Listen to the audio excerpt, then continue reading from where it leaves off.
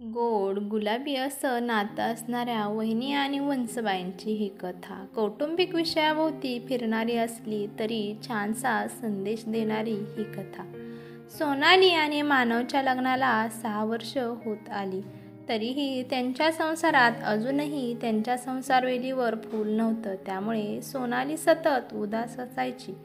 मानवला सोनालीची ही अवस्था बघवत नव्हती. तो तिला समजवायचा, कधी उगाच जोक मारून तिला हसवायचा. काळजी करू नको ग, मी आहे की तुझं बाळ, जन्मभर तुझं लहान बाळ बनून राहील, असंच काही बाई बोलून तिला खुश ठेवण्याचा प्रयत्न करायचा. तर दुसरीकडे सोनालीची सासू मानवची आई शांताताई मात्र सोनालीला मूल होत नाही म्हणून सतत टोमणे मारत होती. सोनाली आणि मानवचा प्रेमविवाह होता. शांताताईंना त्यांच्या मैत्रिणीची मुलगी त्यांना सून म्हणून आणायची होती, परंतु मानवचं प्रेम त्याच्या आत्याच्या मुलीवर म्हणजे सोनालीवर होतं. दोघांच्या विवाहाला शांताताईचा भयंकर विरोध होता. त्यांचा विरोध पत्करून दोघांची लग्न केली. त्यामुळे शांताताई सोनालीला बोलण्याची एकही संधी सोडत नसत. त्यात आता लग्नाला 6 वर्ष होऊनही घरात पाळणा हलत नाही हे पाहिल्यावर शांताताईने अजूनच जोर चढवला. उठता बसता त्या सोनालीला दोष द्यायच्या. तिला म्हणायच्या, तुझ्यातच दोष आहे, माझ्या मुलात मानवमध्ये नाही. पांढऱ्या पायाची कुठली, एवढ्या खालच्या थराला जाऊन बोलत असायच्या. सोनाली जॉब सांभाळून घरच्या सर्व जबाबदाऱ्या पार पाडायची. सासूला खुश ठेवण्यासाठी सतत प्रयत्न करायची. पण म्हणतात ना, स्वभावाला औषध नसतं. शांताताई तिच्या प्रत्येक कामात फक्त चुकाच काढायची. मानव आईला समजवायचा खूप प्रयत्न करी, परंतु शांताताईवर कोणताच परिणाम होत नव्हता. माझ्या मुलाला तू मुठीत धरून ठेवलंय, एवढा संसार केला पण आम्ही नाही असं वागलो, बायकोचा बैल आहे तू. शांताताईचे टोमणे सतत चालू असायचे. सोनाली मात्र सासूच्या बोलण्याकडे दुर्लक्ष करण्याचा प्रयत्न करी. एकटी असताना मात्र तो बेडरूममध्ये रडून मोकळी व्हायची. मानवचं तिच्यावरचं प्रेम तिच्या सर्व जखमांवर मलम लावण्याचं काम करी. घरात भांडण नको म्हणून सोनाली सगळं सहन करत होती. 1.5-2 वर्षापूर्वीच सोनालीच्या नंदेचं म्हणजेच आर्याचं लग्न झालेलं आणि तिला दिवस पण गेलेले असतात. ही बातमी ऐकल्यापासून शांताताईला खूप आनंद झालेला असतो.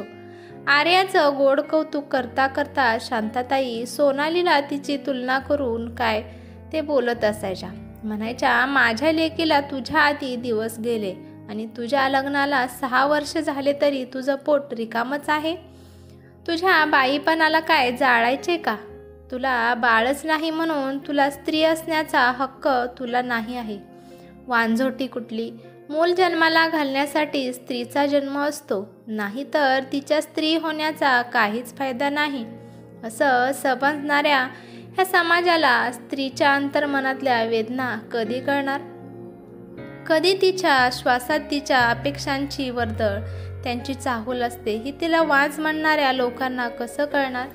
सासूबाई काही पण बोलत असल्या तरी सोनालीला पण आर्याच्या प्रेग्नन्सी बाबतीत खूपच आनंद झालेला असतो.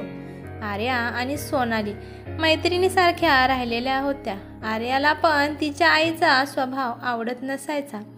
ती सुद्धा आईसंग सोनालीवरून सतत भांडणे करत असायची की आई, तू एक स्त्री असून एका स्त्रीचं मन कसं जाणत नाही, म्हणून ती आईला सतत समजावून सांगत होती. पण शांताताईंच्या पुढे जायची हिंमत कुणाच्या मध्ये नव्हती. बघता बघता आर्याला 5-6 महिने पूर्ण झाले. जगाच्या रीतप्रमाणे पहिलं बाळंतपण माहेर करण्याची प्रथा असते, त्यामुळे आर्याला माहेरी आणलं. शांताताईने आपल्या लेकीचं आर्याचं सगळं डोहाळे पुरवले. तिला काय खाऊ वाटतंय, काय खाऊ वाटत नाही हे सर्व त्या स्वतः जातीने पाहत होत्या. आपल्या लेकीसाठी किती करू आणि किती नको असं झालं होतं त्यांना. सोनाली तिला तिने बनवलेले पदार्थ खायला देत होती, परंतु शांताताई तिला तिच्या हातचं तिला खाऊ देत नव्हत्या. परंतु आर्या गुपचूप आईची नजर चुकून सोनालीच्या हातचं खात होती. 6वा महिना संपला आणि 7वा महिना सुरू झाला. आर्याच्या डोहाळ जेवणाची तयारी सुरू केली. सोनालीने सगळ्या कामाची जबाबदारी स्वतःवर घेतली. सगळी व्यवस्था उत्तम व्हावी याची काळजी सोनाली घेत होती.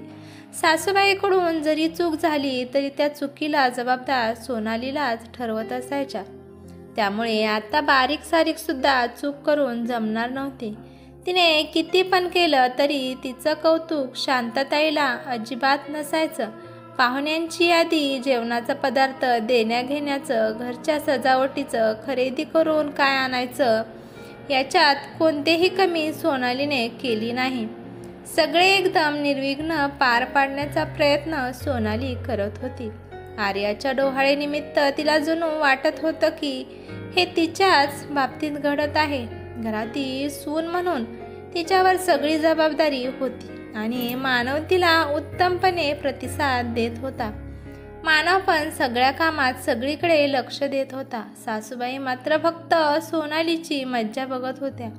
अखेर तो दिवस उजाडला. घरात नुसती गडबड गोंधळ सुरू झाली. सोनाली खूप प्रेमाने पाहुण्यांना पाहुणचार करत होती. सगळ्यांना आपुलकीने विचारत होती. सगळ्या पाहुण्यांचं बघता बघता, काम करता करता सोनालीने स्वतःकडे लक्ष दिलं नाही. ती तयार व्हायचीच विसरून गेली.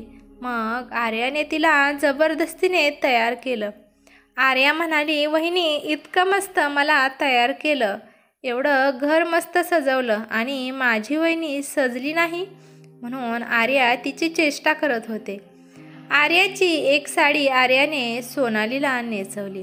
गुलाबी रंगाची साडी आणि त्याच्यावर हिरव्या कलरचा बॉर्डर आणि हिरव्या कलरचा ब्लाऊज अशी ती साडी नेसली होती. केसाचा छान आंबाडा आर्याने तिचा घातला होता आणि गजरे पण तिला आर्याने घातले होते.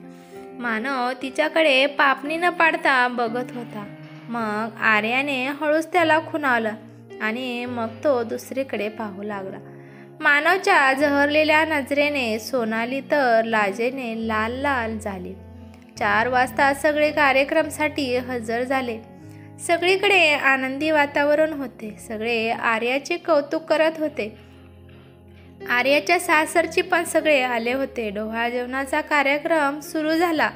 पहिल्यांदा माहेरची ओटी भरण्यासाठी आर्याच्या सासूने सोनालीला आवाज दिला, पण शांतताईने सोनालीला जाण्यासाठी नकार दिला. बाहेरचे लोक म्हणायच्या आधीच शांतताई म्हणाले की वांजोट्या बाईने ओटी भरू नये, अपशकुन होतो. सगळी त्यांच्याकडे आश्चर्याने पाहू लागले. आपल्या सुनाबद्दल असं बोलताना त्यांना अजिबात लाज वाटत नव्हती. त्यांच्या मनात असलेला राग त्या या बोलण्यातून काढत होत्या. शांतताईच्या तोंडून निघालेला वांजोटा शब्द सोनालीच्या एकदम हृदयाला चुरचूर करून गेला. आर्याचा आणि मानवचा तर राग 7वे आसमानवर होता. आईचं हे बोलणं ऐकून त्यांना अजिबात आवडलं नाही. आर्याने जाऊन सोनालीचा हात धरून तिला तिच्याजवळ आणलं. सगळ्या पाहुण्यांसमोर आईला बोट दाखवून एकाच भाषेत सांगितलं, माझी माहेरची ओटी तर वहिनीच भरेल. शांतताई म्हणाल्या, आर्या असं करू नको, मी तुझी ओटी भरते. आर्या म्हणाली, मी तुझ्या हाताने माझी ओटी कधीच भरून घेणार नाही. ज्या एका स्त्रीचे विचार इतके घाणेरडे असतील त्या स्त्रीचा मला स्पर्शसुद्धा नको. अशा पद्धतीने ती तिच्या आईला बोलली. जर वहिनीने माझी ओटी नाही भरली तर मी हा कार्यक्रम इथेच थांबवणार. 15 दिवस झालं वहिनी या कार्यक्रमासाठी जीव ओतून तयारी करत आहे.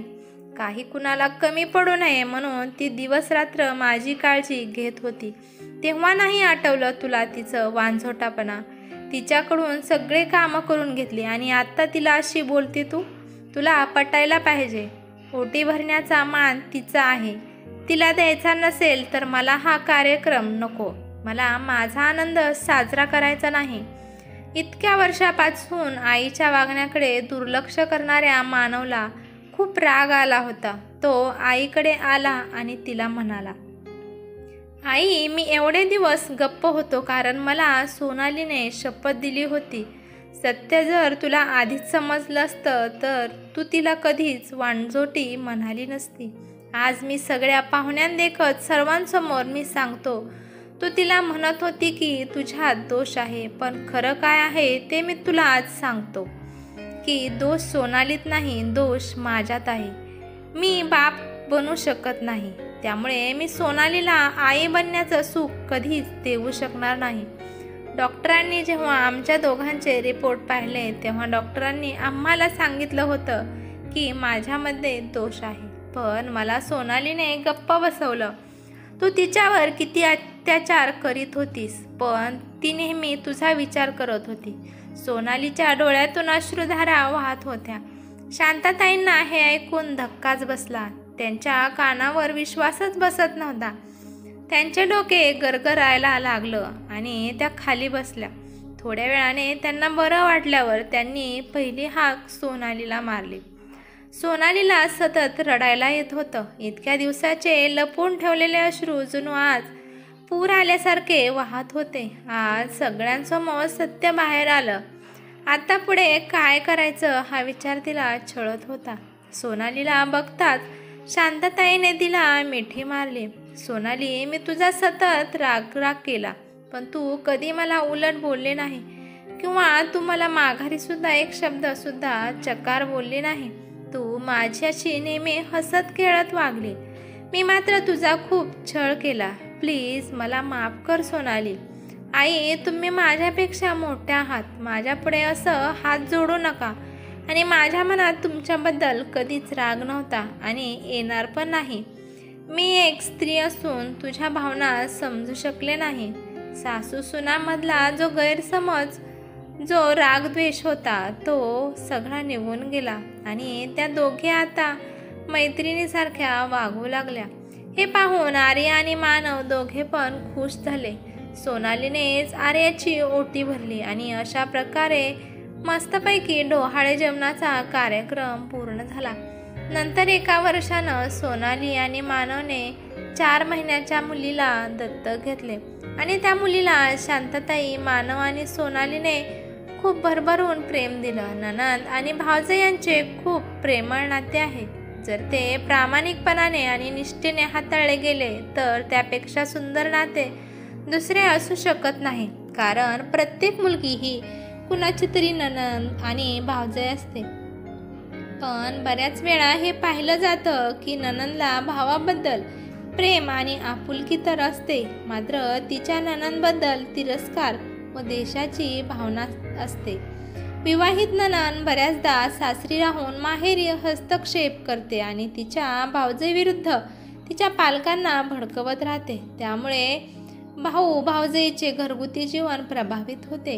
हे खरे आहे की बहुतेक वेळा भावजे आणि नणंद यांच्यातील संबंध गहन नसतात, परंतु याउलट अशीही उदाहरणे बऱ्याचदा बघायला मिळतात की जिथे बहिणीने केवळ आपल्या भावाच्या तुटलेल्या कुटुंबाचे जतनच केले नाही तर आपल्या पालकांकडून भावजेला मान सन्मानही मिळवून दिला.